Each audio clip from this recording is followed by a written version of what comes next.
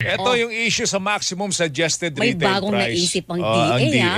ah. Sabi ni Secretary Francisco Chu Laurel Jr., pagka nakita niya ang bigas, ang imported na bigas ay lumampas na ng 60, profiteering na yon. Baka nga yung 60 profiteering na eh. Sobra na nga yun, Sobrang di ba? taas nun. Kasi makakapuso, ang landed cost mo ay nasa 38, ba't mo ibebenta na 60? Totoo yan. So, alamin natin. Saka ito lang. So pag alam mo na lumalagpas na 60 pesos at lumagpas doon, ano gagawin natin? May kaso ba? Yun.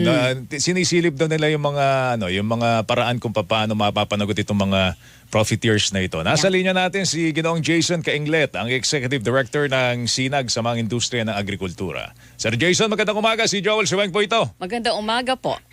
Good morning po, Sir Joel at Ma'am Weng at sa lahat po ng nakikinig na kalang program. Maximum suggested retail price, isa sa mga paraang nakikita po ng Department of Agriculture para daw po masawata yung sobrang pagpatong po sa kita ng mga nagbebenta ho ng bigas. Ano ang nakikita niyong punto de vista po dito?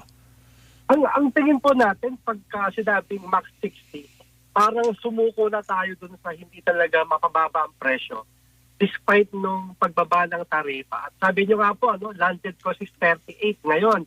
Pero previously, nasa 35. So ibig sabihin po, tubong lugaw, almost 20 pesos per kilo ang kikitain ng importers. Kung sa 60 lamang sisilipin po ng ahensya ng ating mga pamahalaan po. Kung halimbawa po magtakda tayo ng maximum suggested retail price, magkano yung nararapat, Sir Jason, kung sobra po at tubong lugaw na yung 60? Oh. Kasi sabi nila kahit po sa Quinta hearings, confident sila dapat nasa 45 ang presyo ng bigas. Bakit hindi natin sa 45 itakda? At sa 45 po, kumikita na sila ng almost 7 pesos per kilo. Tubo na po yun ng importers, labas na yung mga kumita across the value chain po sa industry. Ibig sabihin, lahat po kumita na, may dagdag 7 pesos pa ang importers. Palagay ko naman po, sobra-sobra na yung 7 pesos na extra profit ng mga importers. Dahil sa 45 nila, itakda yung max. Teka, importers lang ho ba ito? Kasi syempre, Weng, isang layer lang yung importer eh. Sila Isang nag-i-import. layer daw yan. Ang daming layer daw po nito eh. Meron pang trader, yung logistics, nandiyan pa, tapos syempre yung retailer. So kung 38 ang landed cost, magkano ba dapat talaga yan pagdating ho sa palengke ang presyo nito? Pag 38 po ang landed cost, 4 to 5 to 6 pesos po kumita na lahat. Ibig sabihin, pagpagsak ng importer, karaniwan po sila rin ng trader. So ang pasa lang niya sa wholesaler at retailer. Sabihin na po natin 2 pesos kada patong yan. So from 38 plus 2 to 3 hands po na pagdadaanan, 42, 44, may kita na po lahat. So Neto na yun. tububo na rin to ang importer doon. Pero pag 60, talagang sobra-sobra naman po yung tutubo niya. Kumbaga parang sinuko natin yung matagal na natin sinasabi na despite yung Executive Order 62, hindi na ipasa ng importer yung natipid niya sa tariff reduction para po sa ating mga mamimili. Kung magtatakda tayo ng 60 na maximum suggested retail price, hindi tanggalin na lang natin yung taripa. Ay yung pagpapababa ng taripa, total wala siyang silbi. Kaya nga po, ang sabi natin, kung gusto nyo ganyan, balik nyo na sa 35, makakalaban yung local farmers natin, yung mga local millers, yung nasa local industry natin, makakalaban ng pantay. And ang bibilin po ng mga consumers natin ay yung local rice. Kasi kaya nating lumaban basta yung taripa po ay ibalik lang sa original rate na at 35% po. Di ba po dapat mas mura ang imported rice? Bakit mas mahal pa siya ngayon? Tapos may MSRP tayo na 60 pesos. Parang sinasabi natin sa mga imported sa retailers hanggang palengke na, pwede kayong umalagwa sa presyo basta hanggang dito lang kayo. Hanggang 60. ang problema po ng maximum SRP, baka pati yung local sumabay sa 60. Ibig sabihin, ibenta mo ng 58, ibenta mo ng 59, hindi ka huhulihin, hindi ka hahanapan ng profiteering kasi nagbebenta ka na hindi lalagpas sa 60. Kaya yun po yung ating kahit kahapon pa natin pinag-isipan. Bakit itatakda mo sa maximum 60? Samantalang alam ng lahat, 45 to 47 po ang dapat ang bentahan ng imported rice. So kung halimbawa yung lahat na nagbebenta ng beyond 45, 47 pesos, mga profiteers na yun, Sir Jason? Pwede nang habulin ng gobyerno yung based doon sa bagong batas? Opo, sabi nga natin, pwede silang kasuhan under the Anti-Agricultural Economic Sabotage. Kasi malinaw puro na ang mismong datos nila sa Quinta Committee hearings, 45 to 47 yung, 35 to 37 ang landed cost. Ibig sabihin, may taripa na yan, plus 6 pesos, batay po sa computation natin, 43, 44, dapat po yun ang bentahan. Gagawin na ka nating 45 to 47 para walang masabi importers.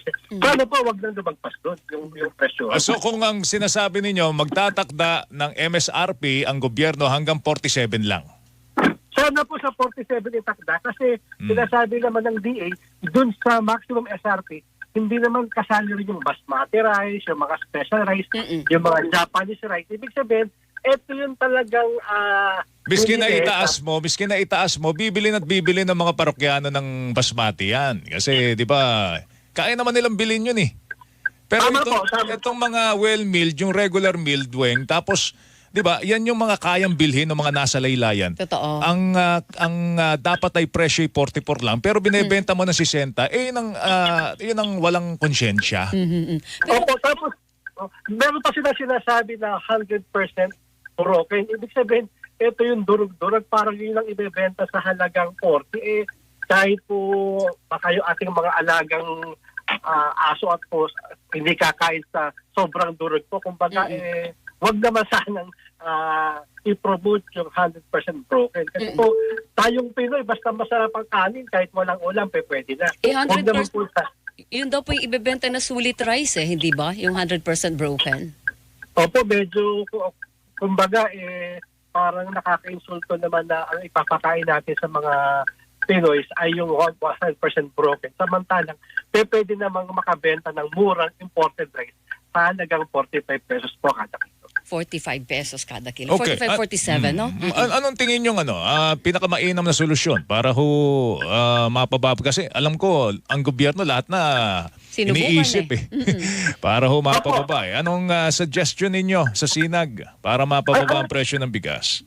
Ang sinasabi natin, 1 month ago yung Quinta hearing, sabi nila may profiteering, may cartel, may nag-go-hoard, pero wala pa namang napapatunayan up to now. Tsaka mahirap po yung maghahabol tayo sa level lang ng retail, sa mga retailers. Dahil sila rin nakawawa kung doon tayo titingin lang sa presyo ng bigas sa retail. Ang posisyon po talaga namin, tanggalin mo na yung EO62, ibalik mo sa 35% tariff pag ASEAN, 50% pag non-ASEAN, para talagang sa bayan na po ang laban. Makakalaban po tayo at ang pangako ng local industry po, pagka naibalik sa 35 yan, makakabenta ka ng palay sa 23 sa farmers po, guaranteed ng farmers yan, 23 they can buy palay, at 42 to 44, magbebenta po yung local price, local rice natin po sa retail na. Yun po yung sinasabi namin, even before yung EO62, kaya po nating sumabay, basta wag lang masyadong baratin ang ating mga farmers. Yun. Alright. Sir Jason, salamat sa oras. Good Mag-ingat morning ka. po. Thank you. Thank you. Aba, maraming salamat pa at pagkakataon. Good morning po. Good morning. Jason Kainglet ng Sinag, mga kapuso. Kunin